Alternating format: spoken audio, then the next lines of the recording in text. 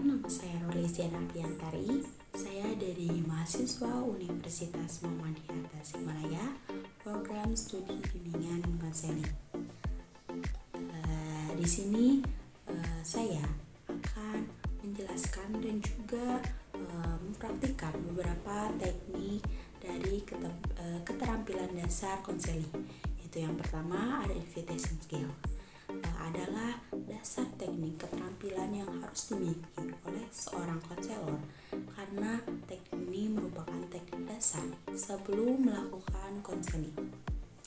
Di dalam teknik invitation ini harus menjalani hubungan terlebih dahulu antara konselor dan klien. Yang pertama ada tending. Ini adalah penuh perhatian ini dari konselor kepada klien yang sedang dihadapi, ditandai dengan adanya keterlibatan kognitif dan emotif konselor dengan situasi konseling yang mendekati klien.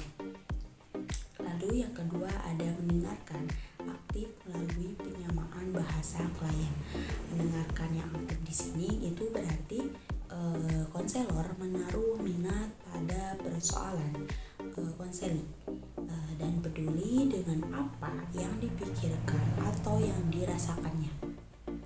Nah, lalu di sini ada yang ketiga, merespon bahasa klien. Merespon di sini juga harus membuat klien percaya dengan konselor, bahwa konselor tidak hanya mendengarkan dan dia tetapi memang serius dalam mendengarkan kliennya juga.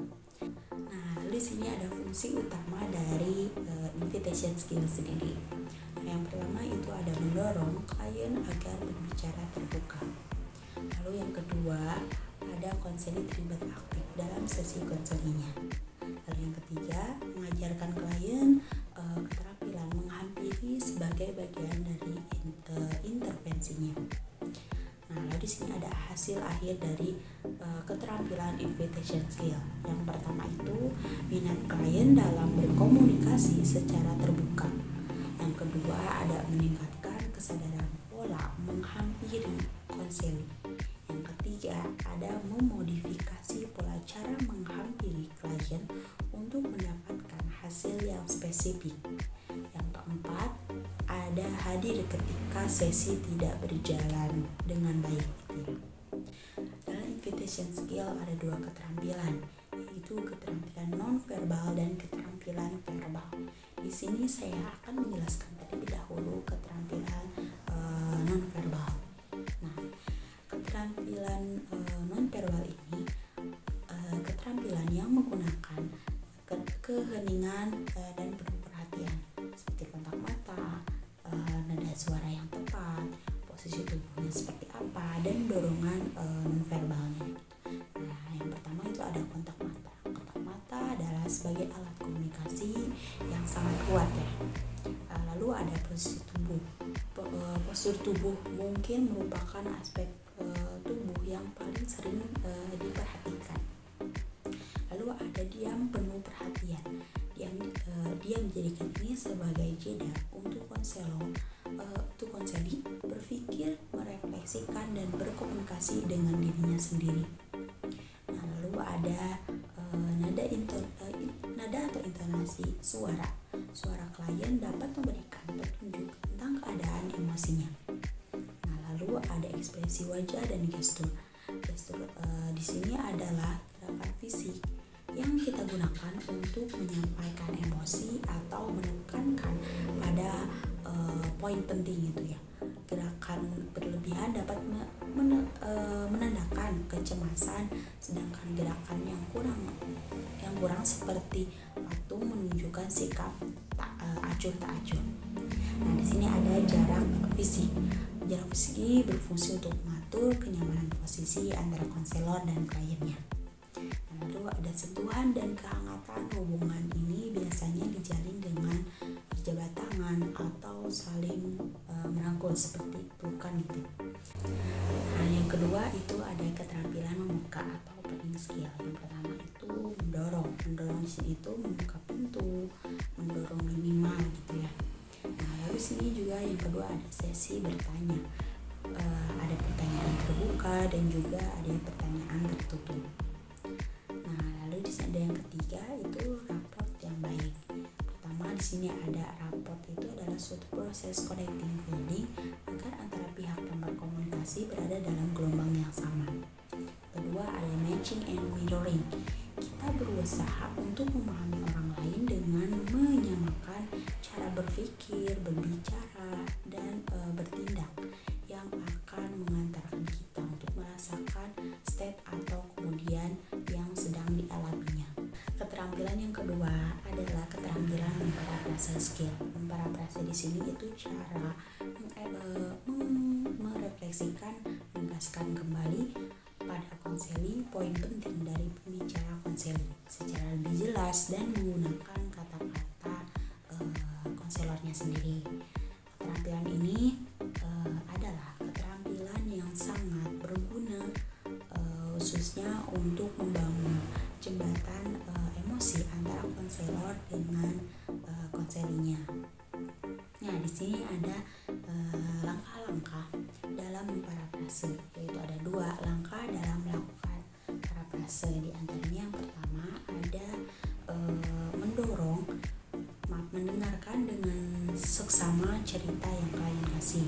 Yang kedua ada memberikan klien versi fakta dan memikirkan yang kuat dan jelas.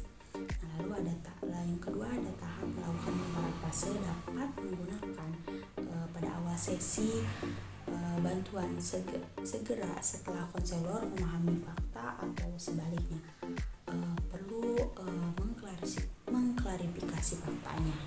Nah, di sini ada formula memparafrase. Yang pertama itu mendengarkan secara penuh perhatian yang diberikan konseli sampai menyimak dengan sangat baik. Kemudian menangkap apa yang klien rasakan, kemudian memparafrase kembali ulang gitu ya. Nah, lalu ada merefleksikan kalimat konseli sampai tanpa mengubah makna yang klien sampaikan. Lalu ada juga menggunakan kalimat yang mungkin sama atau berbeda dengan strukturnya. Teknik keterampilan dasar yang ketiga adalah reflect to feeling. Nah, keterampilan merefleksi ini adalah bagian dari pendekatan personal center atau yang sering dikenal sebagai tokohnya itu adalah Roger. Di dalam sesi konseling ini ada yang namanya kalimat. Nah, kalimat ini adalah sumber dalam proses konseli yang menggantungkan 3 indikator yang muncul yang ada di dalamnya. Yang pertama itu adalah fakta dan pikiran. Lalu yang kedua ada perasaan. Jadi refleks to feeling ini berguna untuk konselor, membantu konseli dalam memahami apa yang konseli rasakan. Jadi apa yang membuat konseli merasakan seperti itu dan apa dampak dari kehidupannya. Nah, lalu ada yang ketiga ada makna yang tersembunyi dalam suatu peristiwa tertentu. Nah, selanjutnya ada keterampilan merefleksikan perasaan. Nah, yang pertama ada setiap ucapan yang klien ekspresikan mengandung emosi yang klien rasakan. Lalu yang kedua ada klien itu membutuhkan dukungan psikologis mengenai emosi yang dirasakannya. Lalu ada yang ketiga kemampuan merefleksi perasaan ini adalah jembatan psikologis konselor dalam memahami fenomena psikologis kliennya. Nah, di sini ada konsep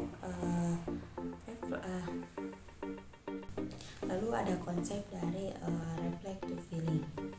Yang pertama itu ada reflect to feeling. Dari dalam reflect to feeling itu mengidentifikasi emosi yang dirasakan klien, kemudian memberikan umpan balik secara klarifikasi terhadap pengamanan afektif yang alaminya. Lalu yang kedua ada merefleksi. Reflect to feeling dapat berkombinasi dengan parafrasingnya. Yang kedua ada hasil memprediksi. Di klien dapat memahami emosi yang dirasakan secara penuh dan berbicara lebih dalam mengenai perasaannya. Lalu ada juga klien memberikan deskripsi mengenai perasaannya. Teknik keterampilan dasar yang keempat yaitu ada reflect to meaning dan summarizing. Jadi reflective meaning ini adalah bagian konselor yang memberikan arti terhadap suatu peristiwa, perasaan atau pikiran yang terjadi di dalamnya. Yang pertama itu ada memberikan makna dan meringkas, atau juga reflective meaning dan summarizing. Nah, secara esensi berkaitan dengan keterampilan merefleksikan perasaan. Lalu respon terhadap apa yang dimaknai tersembunyi dari pikiran dan perasaannya itu. Yang kedua ada keterampilan meringkas, yaitu summarizing. Berkaitan dengan keterampilan meringkas dari konten perasaan yang diceritakan oleh klien sendiri. Lalu keterampilan meringkas ini memformulasikan intisari dari cerita yang berkaitan dengan pengalaman yang klien pikirkan dan rasakan terhadap situasi, sehingga klien itu menginginkan konseling itu. Nah, lalu ada formulasi dalam melakukan keterampilan meringkas. Nah, contohnya itu ada kamu merasa itu perasaan gitu. Karena kamu merasa itu alasannya, sehingga kamu ada efek dari kondisinya itu. Kondisi emosional klien ditangkap terkait alasan mengapa perasaan itu bisa muncul. Lalu ada juga petaka dalam dampak dari masalahnya itu.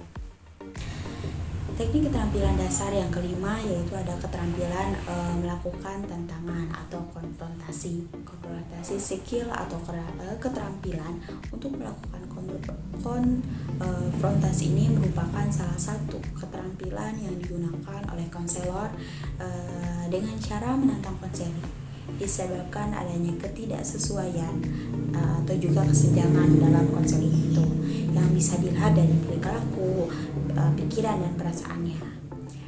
Konfrontasi ini yang baik dilakukan dengan cara tidak menyerang konselingnya. Nah, di sini ada yang pertama ada manfaat dari konfrontasi.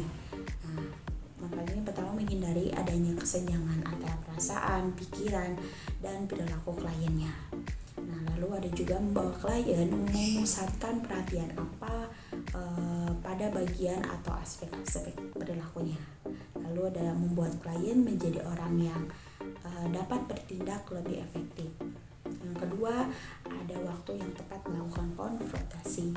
Nah, dalam teknik konfrontasi ini dapat dilakukan oleh konselor apabila klien tersebut menyampaikan atau menunjukkan adanya suatu kesenjangan yang ada pada dirinya.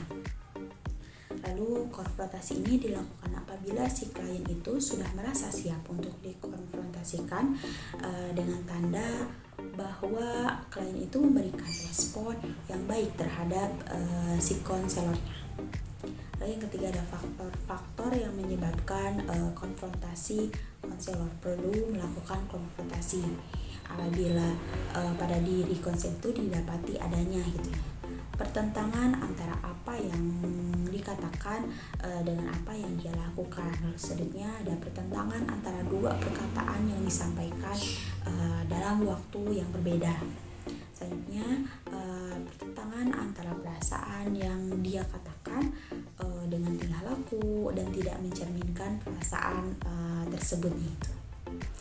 Teknik keterampilan dasar yang keenam yaitu ada goal setting. Jadi di sini menentukan tujuan oleh klien biasanya kultur jelas. Jadi ada indikator yang pada konsep tujuannya itu. Dengan menempatkan tujuan dan berpegang teguh, maka klien mendapatkan manfaat dari tekunan dengan memikirkan tujuan yang hendak dicapai dan dapat untuk melaksanakannya. Jadi jika terkait perasaan, maka perasaan seperti apa yang klien ditingkatkan atau akan hilangkan. Konsep tujuan yang dimaksud dalam konseling ini itu yang pertama mencakup indikator spesifik. Jadi perilaku nyata yang akan ditingkatkan atau dihilangkan. Yang kedua dapat diukur sejauh mana klien itu bisa meningkatkan atau menghilangkannya itu. Ketiga dapat dicapai perilaku yang akan dikembangkan harus bisa dilakukan oleh klien, bukan hanya sebatas omongan saja gitu ya. Yang keempat itu ada realistik, lalu selanjutnya ada waktunya itu jelas gitu. dalam konseling kali ini saya mengintegrasikan dengan menggunakan teori konseling yang saya pahami dengan pendekatan yaitu solution founded therapy, yaitu SFPT. Terapi singkat yang berfokus pada solusi SFPT adalah pendekatan konseling yang berfokus pada masa depan, berorientasi pada tujuan.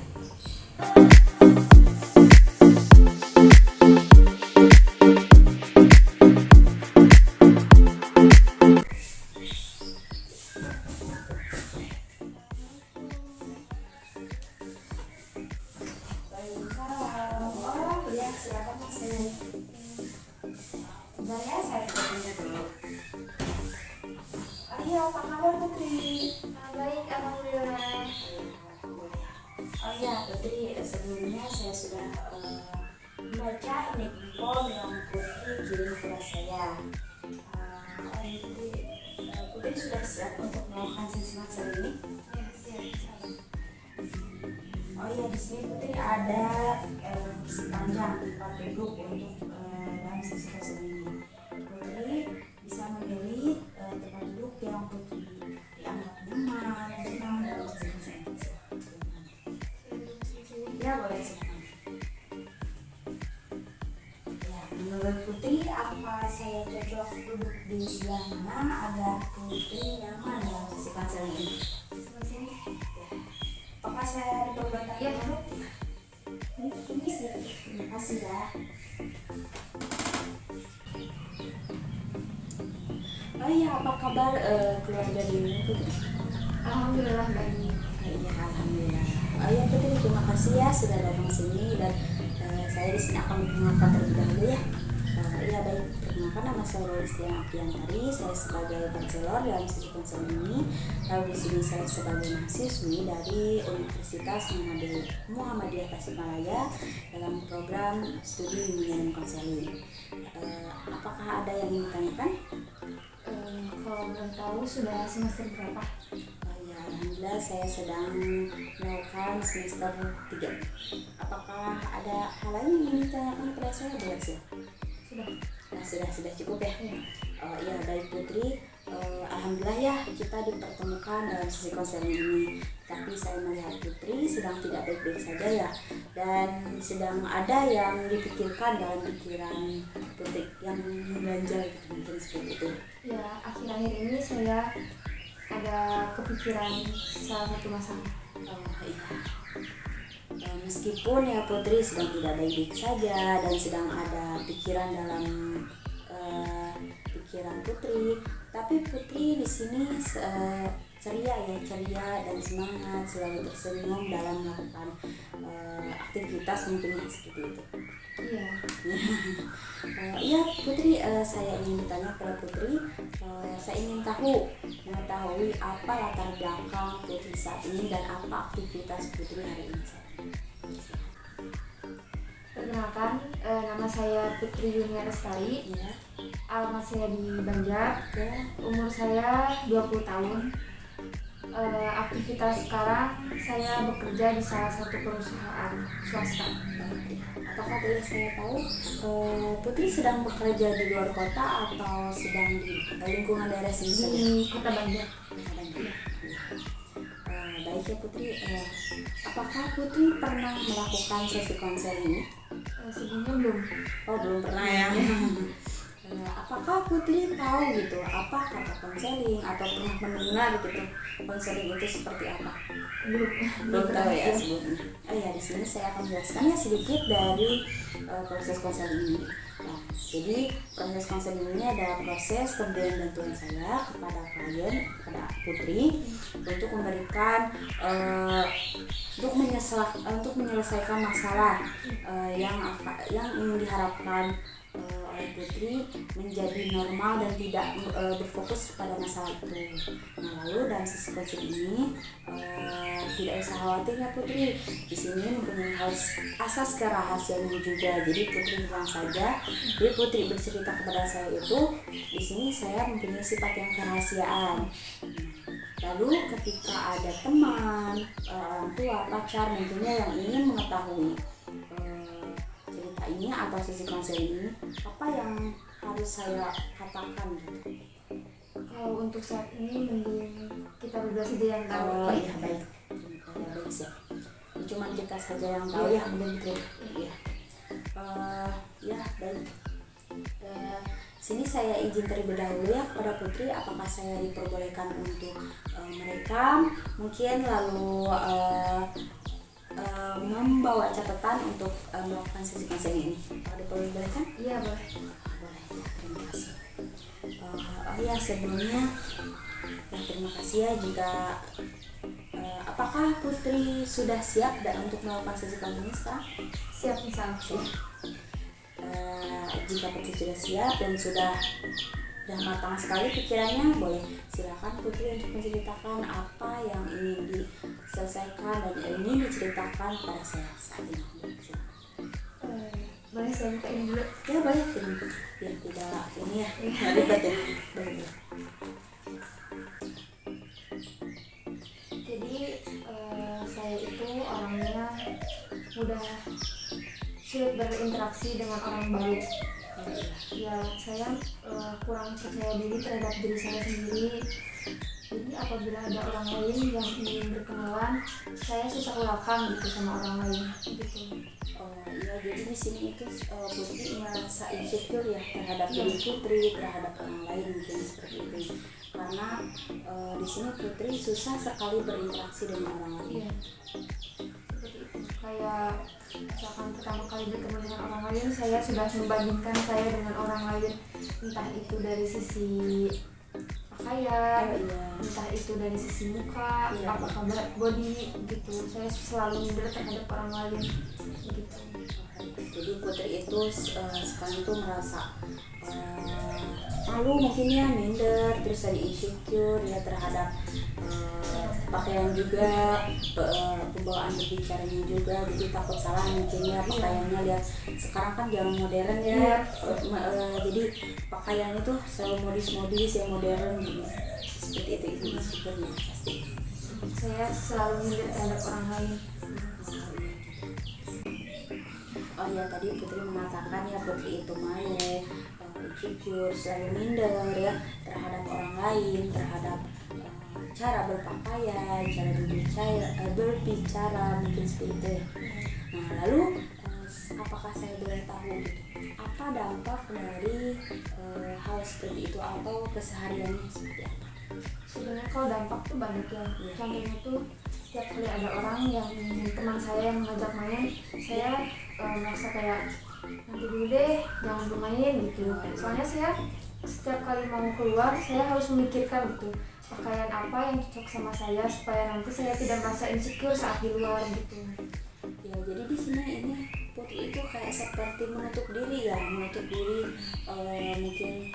menutup diri untuk ya kan tadi diajak oleh teman bermain ke kafe mungkin ya, lihat kafenya bagus gitu. Jadi Putri itu harus memikirkan apa yang harus dipakai oleh Putri dan apa yang harus dilakukan Putri di sana saat itu. Nah lalu ketika Putri ya diajak oleh teman ke dalam kafe yang sederhana mungkin yang menurut Putri itu nyaman, dianggap kafe yang nyaman buat Putri, apa yang dilakukan Putri dalam keadaan ketika seperti itu? Kalau misalkan dalam keadaan aku nyaman, saya juga merasa nyaman gitu. Kalau saya nyaman pada saat suasananya itu tidak terlalu banyak orang gitu.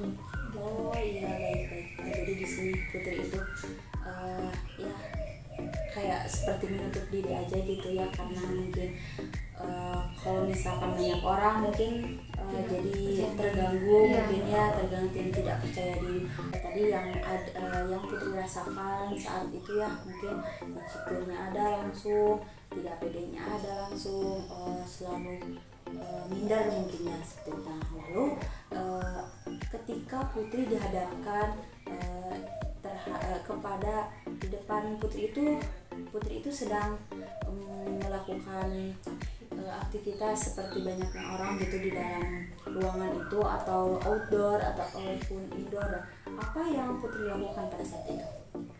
Kalau suasananya banyak orang, saya lebih diam, kayak lebih menyendiri aja gitu, dia nggak terlalu banyak interaksi dengan orang lain. Seperti itu ya. Ya jadi Putri diam saja. Jadi Putri menyibukkan sendiri mungkin ya. Menyibukkan diri sendiri. Yang bukan sepertinya mungkin main handphone ya. Gitu. Nah lalu dari hal itu apa dampak yang Putri lakukan? Setiap kali sudah udah dari perkumpulan misalkan kayak tempat rame, aku setiap kali pulang ke rumah selalu kepikiran gitu. Selalu kepikiran kenapa aku bisa kayak gini, nggak bisa terlalu welcome kepada orang lain, nggak bisa kayak orang lain kan ngobrol sama jenis biar bisa saling tangkap satu sama lain, bisa saling curhat. Kalau misalkan aku susah kayak gitu. Di sini Putri itu susah sekali ya membuka diri, membuka diri kepada orang lain, membuka diri kepada orang lain yang sudah kenal. Mungkin kadang yang sudah kenal itu jarang ya mungkin ngobrolnya juga, walaupun yang pertama kali bertemu juga mungkin seperti itu kali ya. Oh ya, jadi Putri di sini kan Putri itu sudah menceritakan kepada saya permasalahannya. Jadi di sini apa yang ingin diselesaikan? Terlebih dahulu. Saya ingin lebih membuka diri saya. Membuka diri seperti apa yang dimaksud? Saya ingin lebih welcome terhadap orang yang baru saya kenal. Terus apakah yang lain? Saya ingin lebih welcome terhadap orang lain tuh supaya saya bisa menikmati masa hidup saya saat bermain gitu. Jadi Putri ini ingin membuka diri, welcome dengan orang lain agar Putri itu bisa bergaul lagi dengan orang lain ya, teman atau yang dekat dengan Putri seperti itu ya. Seperti itu. Kemudian saya juga ingin menghilangkan rasa insecure terhadap diri saya sendiri. Nah lalu ketika rasa insecure itu hilang, apa yang terjadi dalam diri Putri? Saya sepertinya bisa menikmati hidup lebih tenang, lebih santai. Tenang dan santai seperti apa yang Putri maksudkan? Jadi setiap kali bertemu dengan orang lain, saya lebih percaya diri, saya lebih bisa mengontrol diri saya sendiri, bisa lebih welcome, bisa lebih. Putri seperti itu ya. Silakan. Kemudian saya juga ingin orang lain itu mengetahui kalau misalkan aku itu bisa gitu lebih welcome terhadap orang lain. Jadi jika ketika Putri itu bisa welcome terhadap orang lain gitu ya, apa yang akan terjadi setelah itu? Sepertinya saya bisa lebih mengontrol diri saya sendiri, saya bisa lebih percaya diri, saya bisa lebih berinteraksi dengan orang lain seperti itu.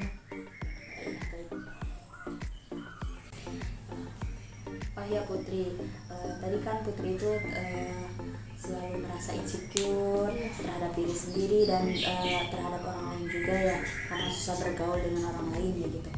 Nah lalu kapan gitu ya terjadi rasa insecure itu terhadap diri Putri itu? Mulai pertama kali datang rasa insecure terhadap diri aku sendiri itu waktu masa-masa waktu mau ke SMA ya.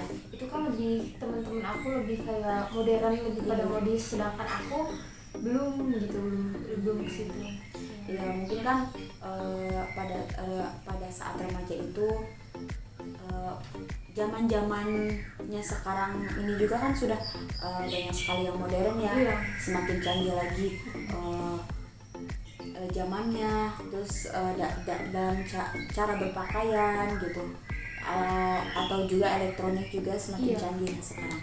Nah lalu kan tadi saya melihat pertama kali ya saya melihat Putri itu, tapi saya melihat Putri itu cantik gitu ya, tetapi kenapa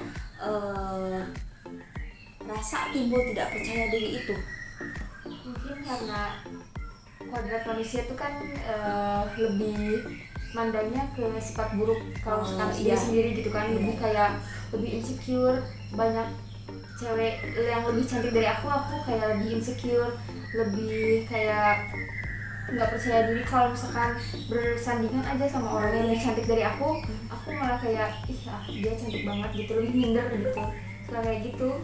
Padahal yang dilihat oleh orang lain kamu itu cantik, tetapi kamu itu tidak kurang percaya percaya diri itu. Ya. Jadi apa yang kamu lakukan ketika tidak percaya diri itu, insecure itu sama ingin welcome sama orang lain itu muncul, apa yang dilakukan?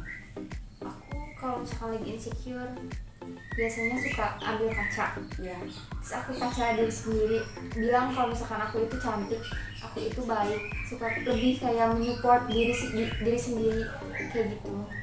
Jadi Putri itu mencerminkan diri sendiri seperti apa gitu ya. Terima kasih ya Putri sudah melakukan sesi konseling ini. Nah, saya ingin bertanya satu hal lagi kepada Putri.